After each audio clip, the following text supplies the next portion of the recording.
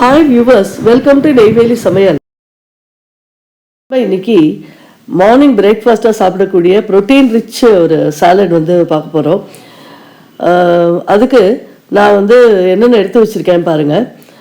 Carrot, cucumber, பன்னீர், ஒரு வெங்காயம் ஒன்று, பெரிய வெங்காயம், தக்காளி, இதெல்லாம் எடுத்து வச்சுட்டு மெயின் இன்க்ரீடியன்ட் என்ன அப்படின்னு பார்த்தீங்கன்னா, கொண்டைக்கல்லையை வந்து முதல் நாளே ஊற வச்சு நல்லா பாயில் பண்ணி லைட்டாக சால்ட் போட்டு பாயில் பண்ணி வச்சுருக்கேன்.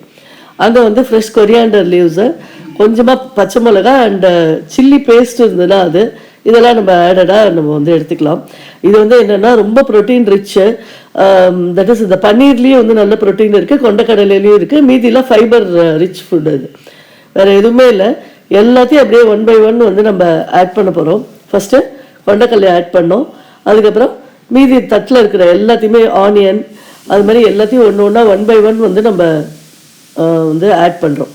இது வந்து என்ன அப்படின்னா, ஒரு 2 பேருக்கு தேவையான அளவுக்கு இது நான் பண்ணியிருக்கேன். ஸோ உங்கள் வீட்டில் எவ்வளோ பேருக்கு தேவையோ அந்த அளவுக்கு வந்து கொஞ்சம் மல்டிபிள் பண்ணி பண்ணிங்கன்னா ரொம்ப ஹெல்த்தியாக இருக்கும். மார்னிங்கில் வயிறும் வந்து நல்லா ஃபில்லிங்காக இருக்கும்.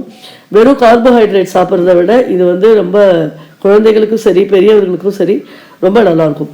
இந்த கொண்டைக்கல்லைக்கு பதிலாக ஒரு நாளும் ஒரு சுண்டல் வந்து ஆட் பண்ணிக்கலாம்.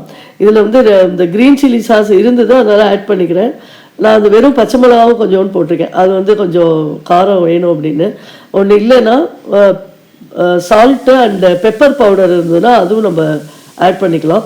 நான் இதில் கொஞ்சமாக வந்து லைம் ஜூஸும் வந்து ஆட் பண்ணியிருக்கேன். சால்ட் போட்டு லைம் ஜூஸும் ஆட் பண்ணிவிட்டு எல்லாத்தையும் நல்லா ஒன்று போல் மிக்ஸ் பண்ணிவிட்டு முதல்லையும் கொஞ்சம் கொரியாண்டர் லீவ்ஸ் போட்டிருக்கோம், மேலேயும் கார்னிஷிங்க்கு கொஞ்சம் கொரியாண்டர் லீவ்ஸ் போட்டு பவுலில் சர்வ் பண்ணி கொடுத்தோம் அப்படின்னா ரொம்ப நரிஷிங்கான ப்ரோட்டீன் ரிச் சாலட் வந்து ரெடி ஆகிடும். ட்ரை பண்ணுங்கள். இன்னும் இதில் என்னென்ன ஆட் பண்ணலாம் அப்படின்னு கேட்டிங்கன்னா, பொமோகிரனேட் இருந்ததுன்னா அது கொஞ்சம் ஸ்வீட்னஸ் கொடுக்கும், அதையும் வந்து ஆட் பண்ணலாம். மாங்காய் ஆட் பண்ணலாம். இல்லை இது எல்லாத்தையும் ஒரே நாளில் பண்ணாமல் இந்த காம்பினேஷன் ஒரு நாள், இன்னொரு காம்பினேஷன் இன்னொரு நாள்னு சொல்லிட்டு நீங்கள் பண்ணினாலும் அதுவும் வந்து நல்லாயிருக்கும். ஸோ நான் இது மாதிரி தனித்தனியாக சாலட்ஸ் பண்ணும்போதெல்லாம் உங்களுக்கு வந்து டிஃப்ரெண்ட் காம்பினேஷனில் எப்படி பண்ணலாம் அப்படிங்கிறத வந்து உங்களுக்கு ஷேர் பண்ணுறேன். பார்த்து என்ஜாய் பண்ணுங்கள், சாப்பிடுங்க, ஹெல்த்தியாக இருங்க. ஷேர் அண்ட் சப்ஸ்கிரைப் பண்ணுங்கள். தேங்க்யூ.